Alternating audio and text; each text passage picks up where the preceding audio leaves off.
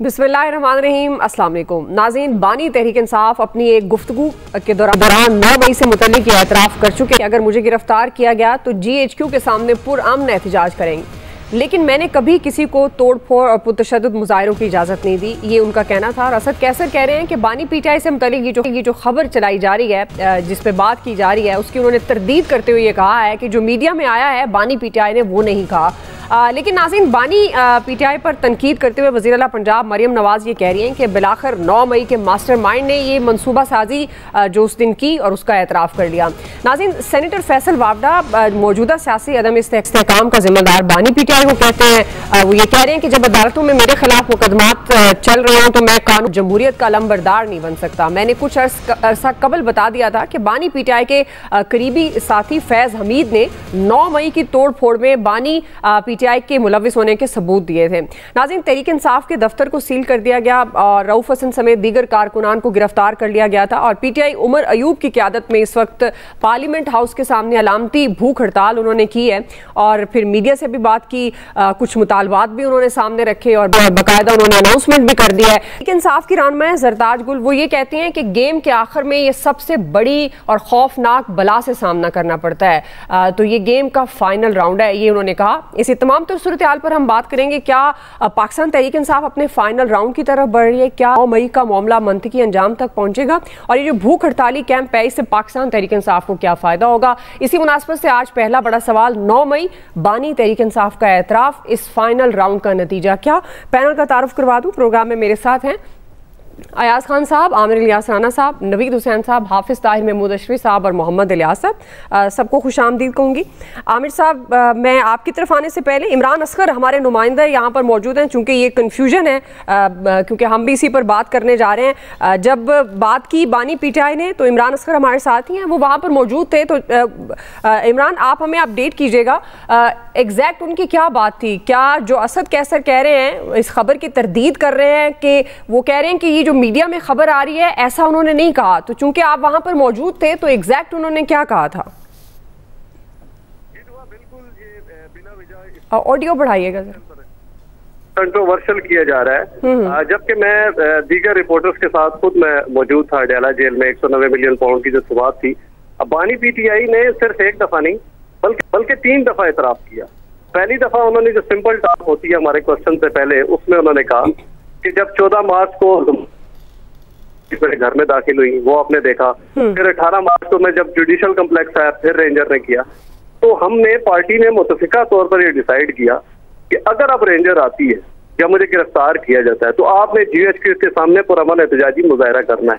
उन्होंने इसको जस्टिफाई करने के लिए कहा कि अगर रेंजर मुझे गिरफ्तार करेगी, और गिरफ्तार का इस्तेमाल नहीं करते, वो कहते हैं अगवा किया, तो अगर मुझे रेंजर अगवा करेगी तो मेरे जो मुजाहिरी जो लोग हैं पार्टी के, वो GHQ के सामने मुजाहरा करेंगे। फिर थोड़ी देर के बाद जो वहां पर बाबर अवान भी मौजूद थे, अली जफर भी मौजूद थे।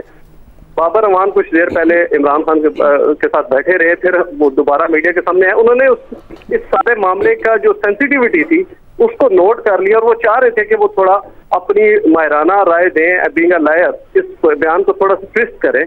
तो बाबर अवान ने कोशिश की मीडिया के सामने कि बेसिकली इमरान खान का मतलब कुछ और था, लेकिन इसी दौरान बानी PTI दोबारा वापस आए और उन्होंने कहा कि नहीं, मेरा जो बयान है वो बिल्कुल ठीक है, क्योंकि रेंजर जब गिरफ्तार करेगी, मुझे घसीट के लेके जाएगी, तो मेरे लोगों ने GHQ के सामने कहा कि मैंने ये कहा था कि तोड़ फोड़ कोई नहीं करेगा, पुरतशद्दुद मुजाहरे नहीं होंगे, क्योंकि मैं और मेरी पार्टी हम इलेक्शन करते हैं।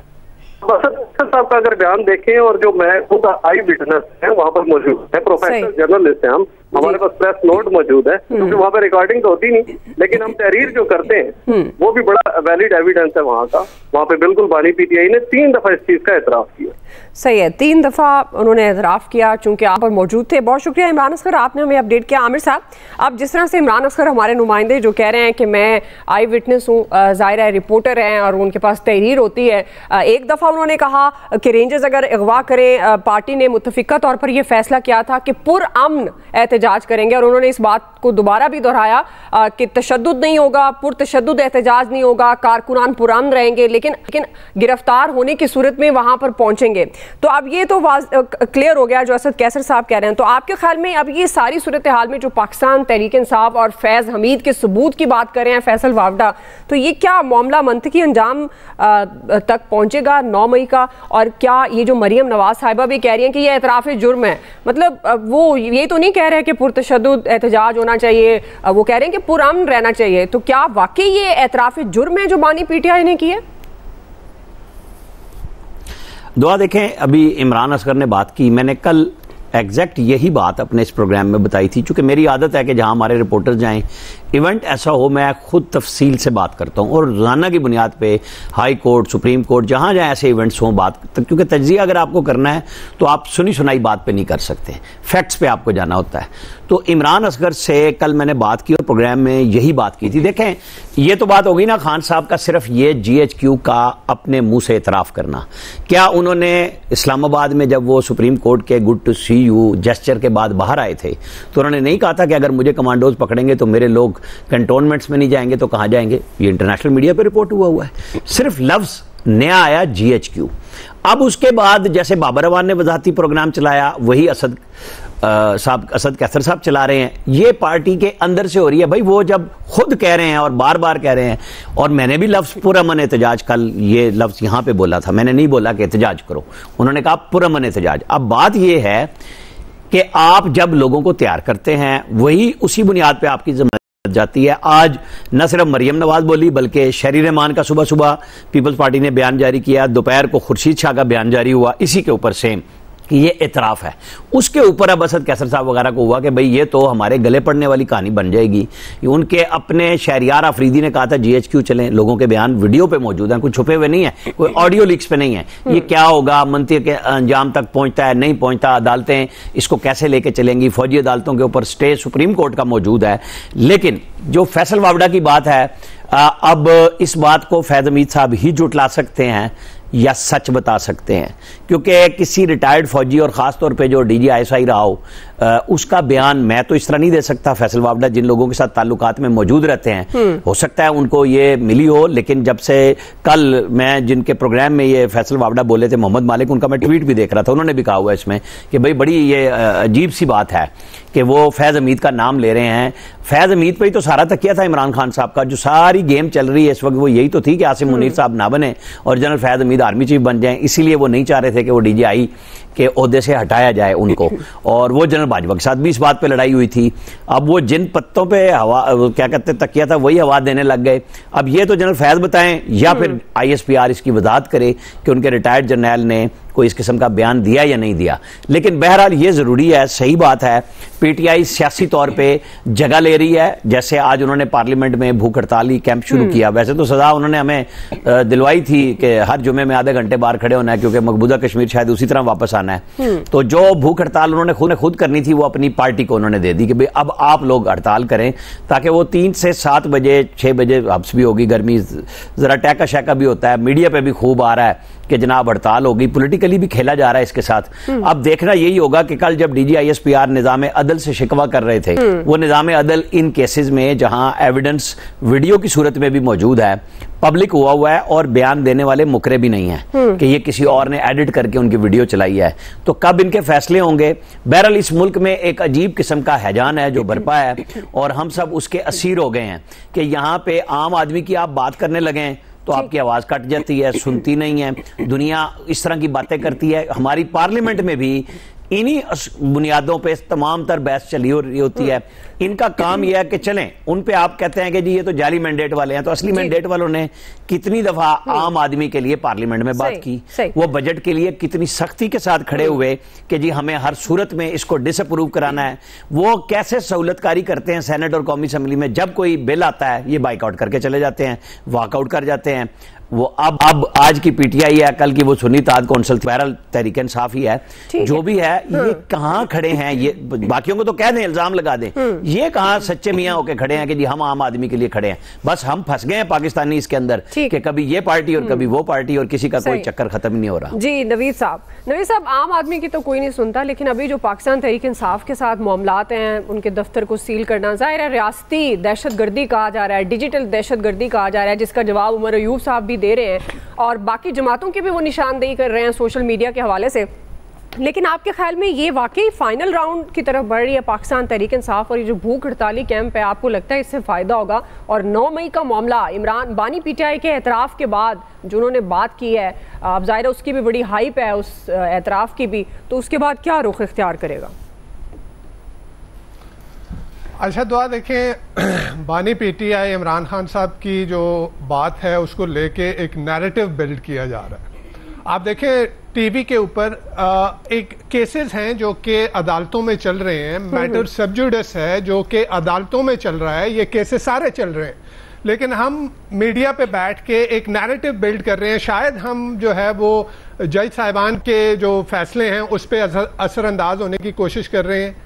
एक नैरेटिव क्यों बिल्ड किया जा रहा है? अगर हमें निज़ाम इंसाफ के ऊपर जो है वो हमें एतमाद है तो अदालतों को छोड़ें। बिल्कुल 9 मई के जो भी लोग हैं जिन्होंने भी ये चढ़ाई की, जिन्होंने भी जो है तोड़ फोड़ की, जिन्होंने भी जो अस्करी जो इमारतें थी उनके ऊपर अटैक किया, उनको सज़ा होनी चाहिए, लेकिन उसको सज़ा हम यहाँ बैठ के मीडिया के ऊपर नहीं देंगे। वो निज़ाम इंसाफ है, वहाँ पे केस चलेगा। अगर अदालत देखेगी कि वो मुजरिम है तो उनको सज़ा हो जाएगी।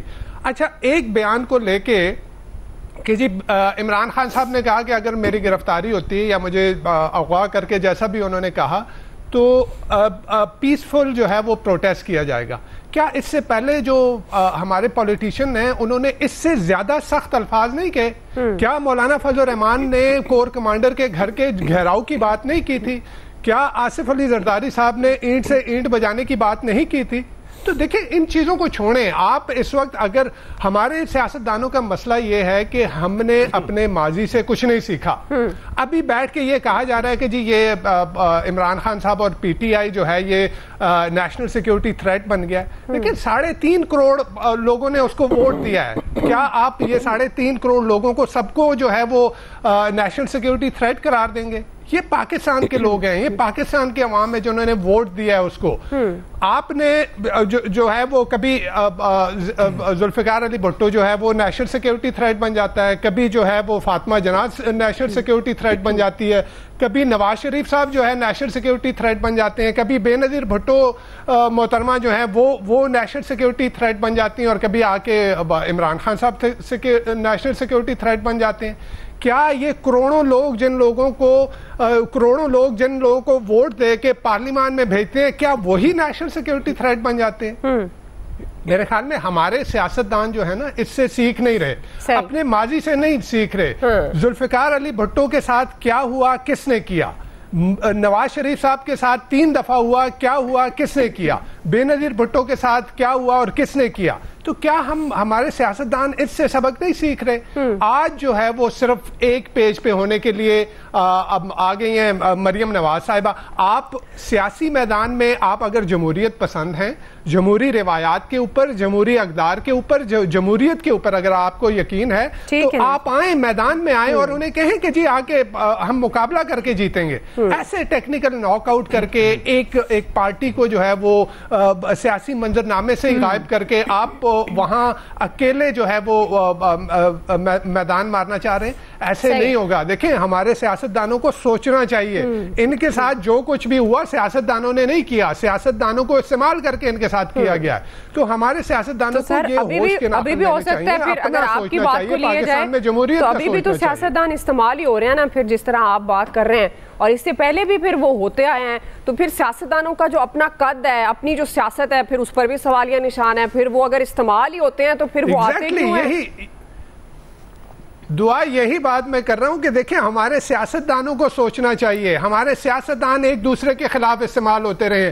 देखिए कल तक यही थी ना, यही नवाज शरीफ और यही पीपल्स पार्टी जो थी, ये दस्तों गरेबां थे। आज जो है ये बैठ गए हैं किसी एक तीसरे जो इनका हलीफ है उसको सियासी मंजरनामे से गायब करने के लिए। तो इनको जमहूरियत का, अगर मुल्क का सोचना है तो आप जमहूरी इक़दार जमहूरी तरीके से उसको शिकस्त दें, इस तरह से नहीं कि आप टेक्निकल नॉकआउट करके उसको सियासी मंजरनामे से ही गायब कर दें और उसको जो है एंटी स्टेट डिक्लेयर कर दें। जी आया साहब, सियासी मंजरनामे से गायब करना, छोटी सी बात कर लूं मैं, छोटी सी बात अगर कर लूं जी, चलें आप कीजिए, फिर मैं आया साहब की तरफ जाती हूँ। मैं बस सिर्फ इसलिए ये कह रहा हूं कि जिनके नवीद साहब ने बयानात बताए बिल्कुल सारों के बयानात हैं, लेकिन किसी ने जीएचक्यू पे हमला नहीं किया, पाकिस्तानी फौजी इंस्टॉलेशन पे अपने लोग नहीं भेजे। बयान देना, हमले कराना, उसका अपने लोगों का ये एतराफ करना कि मैंने पूरा मन एहतजाज का कहा था। आप भेजते हैं, फिर आपके काबू में रहते हैं लोग। बयान देना और हमले कराने में बड़ा फर्क। ठीक जी आया साहब, आपको लगता है वाकई ये इतने लोगों की नुमाइंदा जमात पाकिस्तान तहरीक इंसाफ बड़ा आसान है सियासी मंजरनामे से गायब कर देना? तो पहले तो मुझे एक चीज़ की समझ नहीं आई, जो इमरान असगर बयान कर रहे थे कि इमरान खान ने ये कहा था कि जब रेंजर्स मुझे गिरफ्तार करेंगे तो जीएचक्यू जाना है। अब वलीउल्लाह साबित हुआ यार इमरान खान, उसे पहले ही पता था कि मुझे रेंजर्स ने गिरफ्तार कर लेना। ये तो मतलब ज़ाहिर तो मैं बिल्कुल अचानक वो सिचुएशन लगी थी कि वो पुलिस की बजाय वहाँ से इस्लामाबाद हाईकोर्ट से रेंजर्स ने उनको गिरफ्तार कर लिया। और उसको पहले ही पता था उस बंदे को कि इन्होंने मुझे उठा लेना है या अगवा कर लेना है या गिरफ्तार कर लेना, और कह दिया। दूसरा, फैसल वापडा साहब का आपने जिक्र किया, तो आपको पता है वो बूट वाली सरकार है, एक दफ़ा बूट लेके बैठ गए थे वो उसमें। अगर ये सबूत दिए हुए थे तो DGI-SPR कल आराम से ये कह सकते थे कि जी हमारे पास ये सबूत आ चुके हैं। अब वो कहा, बानी PTI ने नहीं कहा, यू टर्न ले लेंगे। जाहिर है वो इस बयान की अहमियत तो तब होगी जब वो अदालत में दे रहे होंगे ना, जब वो या वो बराह रास्त बात कर रहे होंगे। या सियासतदानों के लिए मुकर जाना बड़ा आसान होता है, वो आराम से कह देते हैं कि जी ये सियाको सबाक से हट के बात की, मैंने तो ये बात ही नहीं की थी, मैंने तो ये कहा था कि लोगों ने पुरअमन एहतजाज किया। ये देखें बड़ा अजीब मुल्क है, बड़ा दिलचस्प मुल्क है। यहाँ जब सिटिंग आर्मी चीफ कहता है कि जी हुकूमत मैंने इसलिए गिरा दी कि ये मुल्क के लिए ठीक नहीं थी, वो हमारे लिए एक्सेप्टेबल होता है कि ठीक है आर्मी चीफ ने कह दिया, और नो कॉन्फिडेंस मोशन भी आ गई। और जब वो नो कॉन्फिडेंस मोशन आने से पहले जितने लीडर थे, स्पेशली PMLN के, जब उनसे बात की जाती थी कोई अदम एतमाद की तहरीक लाएं, तो एक ही बात करते थे कि आपको पता है इस मुल्क में तहरीक अदम एतमाद कैसे आती, उनकी मर्जी के बगैर तो उनकी सहूलत के बगैर आ ही नहीं सकती। वो भी हमारे लिए एक्सेप्टेबल होता है। ये मुल्क, मैं आपको कह रहा हूँ ना, बड़ा दिलचस्प है हमारे लिए। हर चूंकि इतनी अनहोनियां हो चुकी हैं कि अब हमें वो अनहोनी लगती नहीं है जो भी हो रहा होता है। हम इतने ज़्यादा नॉर्मल हो गए हैं कि बस हमें लगता है कि जो हो रहा है बस ठीक है, वो 9 मई हो गया, नहीं हुआ, फलां चीज़ हो गई। मतलब इसीलिए तो मैंने रिक्वेस्ट की थी हुजूर कि रियासत को 9 मई से आगे बढ़ना चाहिए। नहीं बढ़ना चाहती रियासत, ज़ाहिर है मैं तो कुछ नहीं कर सकता, मैं तो सिर्फ अर्ज ही कर सकता हूँ ना, मेरी इतनी ही औकात है। लेकिन आपको जवाब मिला है, इतनी ही ताकत है, और जवाब तो बराह रास्त मिल गया था। मकसद सिर्फ ये है कि मैं अगर तड़पता हूँ तो इस मुल्क के लिए तड़पता हूँ, मैं अपने बच्चों के लिए तड़पता हूँ। इस मुल्क के, मतलब आप कह रही हैं सियासतदानों को एहसास नहीं है, बड़ा एहसास है उन्हें। आप कैसे कह सकती हैं उन्हें एहसास नहीं है? वो कैपेसिटी चार्जेस नहीं ले रहे आपसे, एहसास है तो ले रहे हैं ना, क्योंकि उन्होंने मुल्क चलाना है। और अगर आप लोग कैपेसिटी चार्जेस नहीं देंगे तो ये मुल्क नहीं चलेगा, इसलिए बड़ा ज़रूरी है। और तब यार ये क्या मुल्क है कि सरकार की अपनी जो है वो भी कैपेसिटी चार्जेस लेती जा रही है, उन्हें फ़र्क ही नहीं पड़ता। एक तरफ वो बड़े तशवीश का इजहार कर रहे होते हैं कि जी वो हमने कौमी ख़जाने में जो पैसे नहीं हैं बचाने हैं, हम अपने अखराजात कम कर रहे हैं। फिर अचानक पता चलता है कि जी 10 वजारतों में उन्होंने मुशीर लगा दिए, वो स्पेशलिस्ट मुशीर लगा दिए, वो शायद आके पता नहीं क्या कर देंगे। मतलब ये इससे बड़ा मजाक कोई हो सकता है इस मुल्क के साथ? देखें बात ये है कि इस मुल्क में अगर आप आम आदमी के हालात बेहतर कर दें, ये बिजली के बिल उनको ना मारें, ये पेट्रोल महंगा ना हो, खाने पीने की चीज़ें सस्ती मिलना शुरू हो जाएं, यकीन करें वो लबैक कहेंगे यार 9 मई छोड़ के जिस मर्जी मई में लोगों को फांसी लगा दें आप, कोई फर्क नहीं पड़ेगा इससे। लेकिन इन हालात में आप लोगों से तवक्को करें जिन लोगों ने वोट दिए हुए एक पॉलिटिकल पार्टी को, जी। मतलब उन पे भी आप इज़हार अदम एतमाद कर रहे हैं। एक बात क्लियर है, इसमें कोई दो राय नहीं है दुआ, कोई ऑपरेशन करना हो, अभी आपने देखा ना अज़्म इस्तेकाम के हवाले से जो कंट्रोवर्सी बनी, इवन मार्शल लॉ लगाना हो उसके लिए कौम की हिमायत की जरूरत होती है। तो मेरे ख्याल में करने का काम ये है कि कौम से हिमायत लेने की कोशिश की जाए, उससे हट के अब जो भी करेंगे उसका कोई फायदा नहीं हो। सही है जी। हाफिज साहब, कौम से हिमायत किस तरह से लेगी हुकूमत, रियासत कुछ भी करने से पहले? और एक तरफ देखिए हुकूमत के क्या मामलात हैं, पाकिस्तान तहरीक इंसाफ ने भूख हड़ताली अलामती एहतजाज का आगाज़ कर दिया है, पंजाब असम्बली के भी हालात इससे मुख्तलिफ नहीं हैं। लेकिन अगर आप पाकिस्तान तहरीक इंसाफ की मुश्किलात की बात करें और ख़ासतौर पर 9 मई के हवाले से, क्या आपको लगता है कि ये मामला इतना ही सीधा है और जो खुद PTI रहनुमा कह रही हैं कि ये हमारी जो जंग है, जो लड़ाई है, उसका फाइनल राउंड है? हाफिज साहब जी। हाफिज साहब इनकारी समझो जी बिल्कुल। हाफिज साहब आ गई, आवाज़ आ गई, बस आवाज़ बढ़ा दी जाए ज़रा। ये आवाज़ आपकी तरफ से कम है, मेरी तरफ से तो आपकी तरफ से भी ठीक। अच्छा, गुजारिश ये है कि मेरा ख्याल है कि एक तो 9 मई का मामला है, PTI खुद भी कहती है कि 9 मई के जो मुजरिम हैं उनको सजा दें, तो ये उस 9 मई से अपने आप को अलहदा करे। 9 मई के साथ क्यों जुड़े रहना चाहते हैं? नंबर 1। नंबर 2, जो बात है, जो मुल्क के हालात हैं, ये हालात तो तब ठीक होंगे जब जो अभी अयाज खान साहब बात कर रहे थे, चीज़ों को ठीक करेंगे। अब ये IPPs का जो कत्ले आम अवाम का IPPs के जरिए हुआ है, मुझे बताइए अब इसमें कौन लोग हैं? इसमें मैं तो अयाज खान साहब या आमिर इलियास राणा साहब तो नहीं है। इसमें अगर आप देखें तो वो लोग हैं जो अब भी हमारी क़यादत है मुख्तलिफ सियासी जमातों की। तो इनसे ये सवाल होना चाहिए ना कि कौम की जो है खून निकाल के आप पैसे ले रहे हैं और टैक्स पे टैक्स लगा रहे हैं, बिजली के बिल आए हैं, लोग जो है बेचारे बुरा हाल है उनका।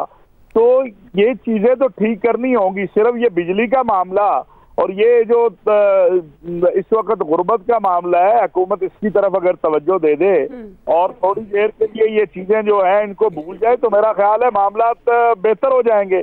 जब आप नहीं करेंगे तो फिर जिसका दिल चाहेगा, जो चाहेगा, वो उस तरह लोगों को इस्तेमाल करेगा। अभी ये आप जो बन्नू का मामला है, इसी को देख लें आप कि अगर पहले दिन सही तरीके से सूबाई हुकूमत उसकी तफसील नशर कर देती तो भाई ये मामला हुआ है, ये लोग हैं जिन्होंने वहां पर फायरिंग की है, ये लोग हैं जिन्होंने, तो मामला सूबाई हुकूमत सोई रही, फौज के खिलाफ और एक प्रोपेगेंडा मुहिम 2-2.5 दिन जारी रही। उसके बाद याद आया कि इसकी वजाहत करनी है। तो कौम को अगर आप तकसीम करेंगे तो फिर कोई भी यहाँ नहीं आराम से बैठ सकेगा। ये कोई ना सोचे कि अगर कौम के अंदर नफरतें पैदा करेंगे तो वो नफरत किसी एक जमात के लिए या एक इदारे के लिए होगी, फिर वो नफरतें आ गई इंतहा को पहुंची हुई हैं। मैंने इसी प्रोग्राम में चंद साल पहले कहा था कि कम से कम खवातीन को जो सियासत में है उन्हें माफ कर दें, लेकिन उस वक्त मरियम नवाज थी है, उस वक्त कोई और। ये आपको अपने रवैये बदलने हैं और लेकिन आपको कुछ चीजों को तय करना है। जहां तक 9 मई है, 9 मई को इसलिए नहीं छोड़ा जा सकता कि अगर आपने एक बार ये छोड़ दिया, मैं नहीं कह रहा कोई बेगुनाह जो है उसमें आप ट्रायल करें, मैं कह रहा हूँ जो सामने नजर आ रहा है कि जला रहा है, जो सामने नजर आ रहा है कि वो मार रहा है, वो जहाज जला रहा है, वो कोर कमांडर हाउस को आग लगा रहा है, भाई सजाएं दे दें, आप बेगुनाहों को छोड़ दें। क्योंकि अगर आप ये नहीं करेंगे तो इस मुल्क के अंदर बड़े जत्थे, बड़े गिरोह, बड़ी जमातें ऐसे हैं, फिर हर चौथे दिन आपको 9 मई देखना होगा। तो आपको एक मिसाल तो कायम करनी होगी। अभी आप देखें ये अज़्म इस्तेहकाम के हवाले से भाई ये गवर्नमेंट का काम था, इसको भरपूर अंदाज से वाजे कर दे कि ये कोई ऑपरेशन नहीं है, ये कौमी एक्शन प्लान का हिस्सा है। अब कल DGISPR ने जब वाजे कर दिया है तो अब सारे लोग उसके ऊपर जो है खामोश हो गए। तो मेरा ख्याल है कि सर छुपा के जिस तरह वो रेत के अंदर मामला हल नहीं होगा, मसाइल को हल करने के लिए मसाइल का सामना करना होगा। IMF बाकी भी हैं, गवर्नमेंट को आके क्लियर करना चाहिए, लेकिन दूसरी तरफ जो गवर्नमेंट के हवाले से अखराजात या बाकी चीजें उससे भी कंट्रोल करना होगा। कौम को ये एतमाद देना होगा कि हम भी कुर्बानी दे रहे हैं, आप भी कुर्बानी दे, फिर कौम कुर्बानी दे। ऐसा सर हो ही ना जाए कि हमारी अशराफिया कुर्बानी दे दे। इलियास साहब देनी पड़नी जो कुर्बानी। जी इलियास साहब, आपको लगता है क्योंकि सियासी इंतकाम का जो कल्चर है उससे निकलेगी हुकूमत, और ये 9 मई तो एक कार्ड है फिर मौजूदा PTI के खिलाफ? इलियास साहब नहीं, फिर क्या फायदा? मौजूदा हुकूमत की कैश वाली गल करो।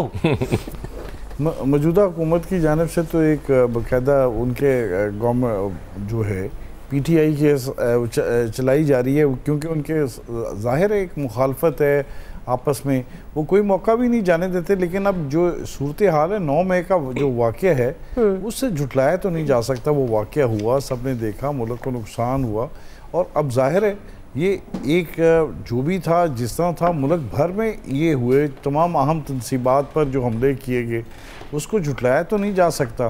तो जाहिर है जब आप ये देखें कि गवर्नमेंट के पास, अब गवर्नमेंट तो कोई देख रही है कि कोई उनके पास सबूत लगे हाथ, जैसे उन्होंने देखा कि उन्होंने बानी PTI ने इसके बारे में अपना एक बयान दे दिया, फिर उसके बाद बयान के बाद फिर दोबारा उसको वो तस्दीक करते हैं, तो इससे फिर जो सूरत हाल है गवर्नमेंट अपना जो इस वक्त गवर्नमेंट जो चाह रही थी कि उनको कोई मौका मिले ऐसा, तो वो तो बिल्कुल उनके लिए तो ठीक है कि अब उनके ख़िलाफ़ जो कंपेन चलानी है, जो भी उन्होंने एक राह बनानी थी, हमवार करनी थी, वो तो उनके लिए आसानी हो गई है।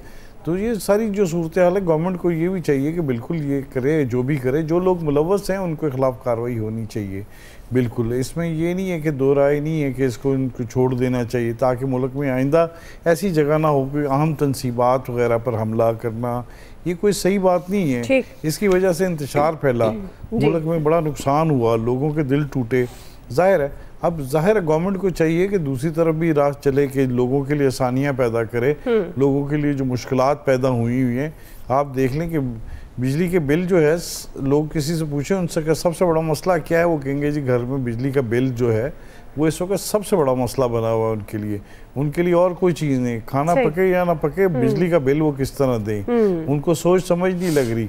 और ये भी ये नहीं है कि ये इतनी सख्ती हो गई कि बिजली के बिल की माफ़ी नहीं हो रही, उनके घर की बिजलियां काटी जा रही हैं। तो इतनी गर्मी में किस तरह कौन लोग रहेगा, मुश्किलात का सामना करना पड़ा, अवाम बड़ी मुश्किलात का शिकार है। वो भी गवर्नमेंट को देखना चाहिए, इस मसले को भी हल करना चाहिए, ताकि ये भी मसला भी करे। वो दूसरे मामलात हैं, कानून साजी है, कानून है, कानून के मुताबिक जिसने किया है उसके खिलाफ कमेटी बना देंगे। सही है, चलें ब्रेक क्विकली, ब्रेक से वापस आएंगे। दूसरा बड़ा सवाल, अमरीकी सदर जो बाइडन सदारती दौर से दस्तबरदार हो गए हैं, बेसिकली अमरीका में इलेक्शन, हम सवाल ये रख रहे हैं कि अमरीकी सियासत में बड़ी तब्दीली पाकिस्तान पर क्या असरात होंगे, राय लेते हैं ब्रेक के बाद। नाज़रीन, इस वक्त सबकी नज़रें अमरीका इंतखाबात पर हैं। ये इंतखाबात दुनिया की सियासत के रुख का तयन करेंगे। अमरीकी सदर जो बाइडन ने रवां साल नवंबर में होने वाले सदारती इंतखाबात के दौर से दस्तबरदार होने का ऐलान कर दिया है। जो बाइडन ने दोबारा इलेक्शन में हिस्सा न लेने का ऐलान करते हुए कहा कि ये फैसला मेरी पार्टी और मुल्क के बेहतरीन मफाद में है। याद रहे सदर बाइडन को इंतखाबात से दस्तबरदार होने के लिए चंद हफ्तों से मुसलसल दबाव का भी सामना था,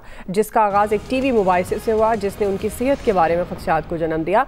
बाइडन पहले ही अपनी जमात की नामजदगी हासिल करने के लिए दरकार वोट हासिल कर चुके थे। ऐसे में उनकी जानिब से कैमला हैरिस की नामजदगी मौजूदा नायब सदर को सबसे वाज़े उम्मीदवार बना सकते हैं। ताहम अब डेमोक्रेटिक पार्टी के पास एक नया उम्मीदवार चुनने का रास्ता मौजूद है। अमरीकी इंतखाबात में क्या कोई बड़ी तब्दीली की तवक्को है? क्या डोनाल्ड ट्रंप का पलड़ा भारी होता है? दोनों सूरतों में पाकिस्तान की सियासत पर क्या असर पड़ेगा, इस पर बात करेंगे। नवीद साहब, दोनों सूरतों में ज़ाहिर है टाइम कम है, क्विकली अमरीकी सियासत में कोई बड़ी तब्दीली मुतवक्के है, ट्रंप का पलड़ा आप भारी देख रहे हैं, पाकिस्तान पर क्या असरात होंगे? अच्छा देखिए, सबसे पहले दुआ, अभी जुलाई 16 से 19 के दरमियान एक ओपिनियन पोल हुआ है अमेरिका में, उसमें जो है जो तकरीबन कोई 39% लोगों ने कहा है कि जी वो कामला हैरिस अगर डेमोक्रेटिक पार्टी की जो है वो सदारती उम्मीदवार होती हैं तो वो 39% लोग उसको वोट देंगे, जबकि दूसरी तरफ 44% लोगों ने कहा है कि जी वो ट्रंप को वोट देंगे। तो एक चीज़ तो सामने आ रही है कि क्या होने जा रहा है। दूसरी तरफ ये भी कहा जा रहा है कि जी ट्रंप अब अनस्टॉपेबल है। तो अब ट्रंप अगर आएगा तो अब आप ट्रंप की एडमिनिस्ट्रेशन में पाकिस्तान के लिए उनकी पॉलिसी क्या होगी? आप पिछले 4 साल जो उन्होंने गुजारे थे उसमें देख लें, ट्रंप के पहले 2 साल पाकिस्तान की तरफ बहुत सख्त पॉलिसी रही, बहुत टेंस रिलेशनशिप पाकिस्तान का रहा, जबकि दूसरे 2 साल जो थे उसमें कंप्लीट एक बेरुखी और बेतनाई की कैफियत जो है वो रही। आप देखें कि ट्रंप की एडमिनिस्ट्रेशन ने किस तरह से पाकिस्तान के ऊपर दबाव डालने की कोशिश की। शकील आफरीदी का केस उन्होंने उसको उठा के उसके साथ कोalition सपोर्ट फंड के मद में जो रीएम्बर्समेंट करनी थी वो नहीं की। फिर F-16 की खरीदारी के ऊपर जो प्रेशर डाला गया। फिर आप ये देखें कि 2017 में जो रियाद में एक समिट हुई थी, वहां पे ट्रंप ने ये कहा था कि इंडिया ने बहुत ज्यादा कुर्बानियां दी हैं वॉर अगेंस्ट टेरर में। वहां पे पाकिस्तान जिसने हजारों जाने जो है वो कुर्बान की हैं, पाकिस्तान का उन्होंने जिक्र तक नहीं किया। दूसरी तरफ फिर उन्हीं के नेशनल सिक्योरिटी एडवाइजर जो थे मैकमास्टर, उन्होंने तो बाकायदा धमकी दी थी कि अफगानिस्तान के इशू के ऊपर कि अगर पाकिस्तान ने अपनी दोगली पॉलिसी ना छोड़ी, उनके मुताबिक दोगली पॉलिसी ना छोड़ी, तो उसके रिपरकशंस हो सकते हैं। तो इन चीजों को ज़हन में रखते हुए ट्रंप का आना और उसकी पाकिस्तान के लिए क्या पॉलिसी होगी, मेरे ख्याल में कोई अच्छी खबरें नहीं होंगी। ठीक है जी आया साहब। अच्छा, एक तो दुआ ये आप जिस की पॉलिसी की बात कर रही हो अमेरिका है, पाकिस्तान नहीं है, कि एक बंदे के आने से टोटल चेंज वहाँ नहीं आता। आपको याद होगा ओबामा अफगानिस्तान से फौज निकालना चाह रहे थे और उनको मजीद फौज वहाँ भेजनी पड़ी। तो ये कोई ऐसा मुल्क नहीं जिसकी पॉलिसियों में तसलसल नहीं होता। हाँ, कुछ थोड़ी सख्ती ज़्यादा हो जाती है, थोड़ी कम होती है, किसी के लिए रियायत बढ़ जाती है, किसी के लिए कम हो जाती है। वो शायद कुछ लोगों को, स्पेशली मैं बात कर लेता हूँ कि पीटीआई वालों को उम्मीद है कि शायद ट्रंप आएंगे तो वो उनके लीडर के लिए शायद बहुत को आसानियां पैदा हो जाएंगी। तो ऐसी कोई बात नहीं है। जाहिर है ट्रंप ने सबसे पहले अपने मुल्क को देखना है, उसके लिए पॉलिसीज बनानी है। और ईरान है, जाहिर है उस पर होगा उनके फोकस पे। और वो अफगानिस्तान में जिस तरह से फौज निकली है और उनके मुताबिक जो वहाँ उसके बाद वो हुआ है, वो इस बाइडेन इंतजामिया की इस चीज़ को उन्होंने बाय नहीं किया। तो पाकिस्तान के लिए तो नवेद साहब ठीक कह रहे हैं कि मुश्किलात बढ़ सकती हैं, कम नहीं होंगी। ठीक है जी, क्विकली नाज़रीन ब्रेक से वापस आ रहे हैं। यही सवाल आमिर साहब, इलियास साहब, हाफिज साहब का टेक लेंगे, हमारे साथ रहिएगा जी। वेलकम बैक नाज़रीन। आमिर साहब, पाकिस्तान की सियासत पर क्या असर पड़ेगा? पाकिस्तान की सियासत पे बहुत अयाज साहब ने भी बड़ी वाज़ेह तौर पे कर दी। मुशाहिद हुसैन साहब ने बड़ा सौदा बेचा है इमरान खान साहब के करीब होने का, कि उधर से कॉल आएगी। उनकी कॉल आई थी, हमने मकबूजा कश्मीर उनकी गोद में डाल दिया और यहाँ हम वर्ल्ड कप जिताते रहे। ये थी इमरान खान और ट्रंप की दोस्ती। और यहाँ हमें आधे घंटे की, जो मैं पहले कह रहा था, सजा दी थी, अब भूख हड़ताल की दे दी। हमें अपने आप को ठीक करना है, दुनिया हमारे से बात कर लेगी। जब हम खुद अपने आपस में ठीक नहीं, हमें कौन पूछेगा? हमारी कहाँ हैसियत है इस हवाले से?